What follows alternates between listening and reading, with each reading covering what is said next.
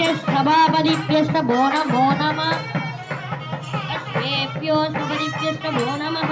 नमः भवाय च रुद्राय च नमः सर्वाय च शुभशुभदये च नमो नीलग्रीवाय च श्रीकण्ठाय च नमः कवर्तिने च अव्युक्तकेशाय च नमः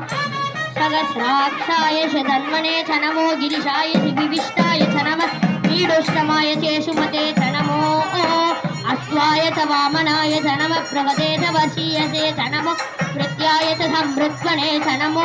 अग्र्याय च प्रथमान्याय च नमः आशवे च जीराय च नमः शीघ्राय च शीभ्याय च नमः पूर्याय च वासन्याय च नमः श्रोतस्याय च द्वीप्याय च नमो ज्येष्ठाय च कनिष्ठाय च नमः पूर्वजाय च परजाय च नमो मध्यमाय च पगल्पाय च नमो गगन्याय च पुत्न्याय च नमः सोप्याय च प्रतिधर्याय च नमो या